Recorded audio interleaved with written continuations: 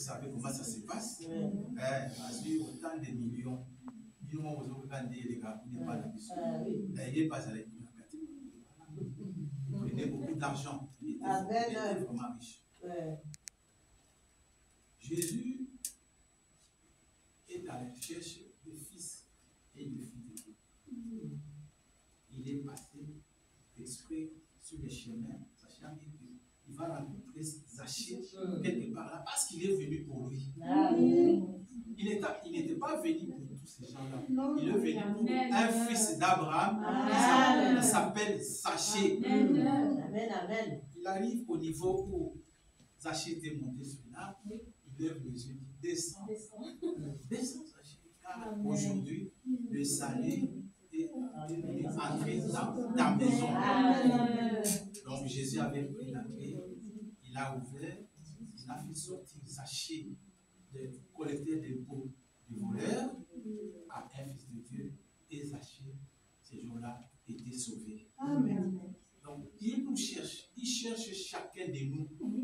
Donc, quel que soit ce que vous avez fait, n'ayez pas peur, vous êtes dans l'alliance inconditionnelle. Amen.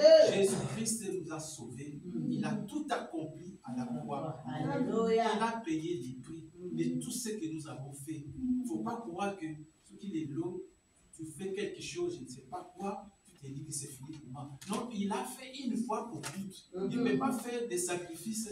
Chaque fois quand tu pêches, il fait un sacrifice, il monte à la croix, et puis demain aussi, le lendemain. Non, il a fait une fois pour toutes. Amen. Donc, nous mettons notre foi là-bas. Nous mettons notre foi en cela. Donc, croyons cela. Il nous a sauvés une fois pour toutes. Amen. Amen. Il y a encore quelqu'un d'autre que j'aimerais bien parler un peu ici. Celui-là aussi. Alors, Jésus-Christ, il était dans un baraque. On appelle ça comme ça, avec ses disciples. Mais les disciples n'ont pas compris. Jésus leur demande de traverser les lacs et aller de l'autre côté. Mais les disciples ne savaient pas pourquoi Jésus devait traverser et aller de l'autre côté. Amen. Il est allé de l'autre côté. Qu'est-ce qu'il a trouvé? Donc, on peut lire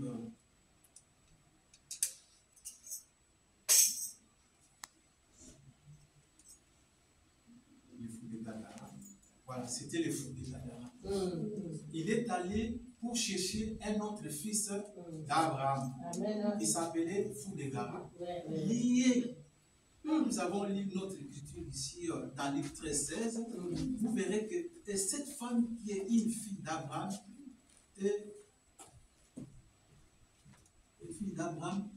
Satan tenait lié. Donc Satan l'a maintenu lié pendant des années et des années. Cette femme-là. C'est la même chose avec les fous de Gadara. Il était lié. Il a été lié des années et il vivait dans les cimetières. Jésus a dit non, il y a quand même mon fils quelque part. Les gens le prenaient pour un fou. Les gens prenaient pour un fou. Quelque chose qu'on ne peut pas se mettre ensemble avec. Il était rejeté. Mais Jésus, sachant qu'il y a la sémence d'Abraham, il est allé les chercher. Jésus est venu chercher le fils et le fille d'Abraham. Vous êtes dans une alliance qu'on ne peut pas briser. Attends, mon tu es dans une alliance. Et lui, il n'est pas. Alors, quand il arrive, là, il trouve un fou. Et vous allez quand même, vous ne pouvez même pas vouloir être là pendant un long temps. Parce qu'il peut vous agresser, parce qu'il est habité par plusieurs démons. Quand Jésus est venu, les fous de Gadara, on peut lire ça.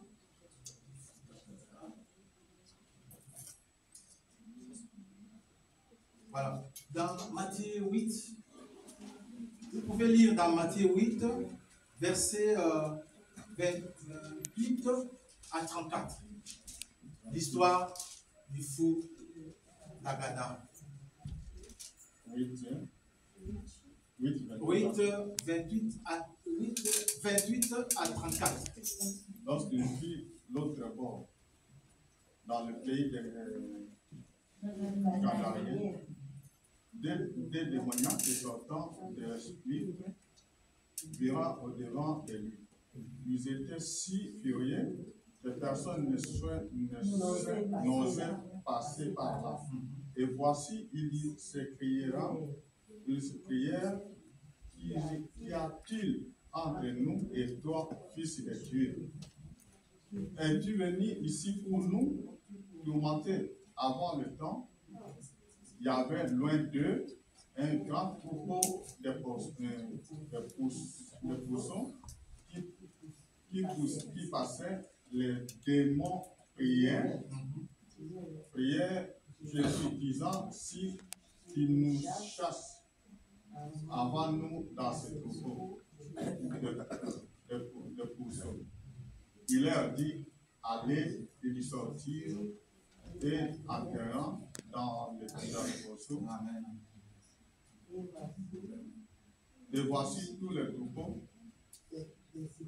se précipitant de pente escarpée dans la mer. Et ils prièrent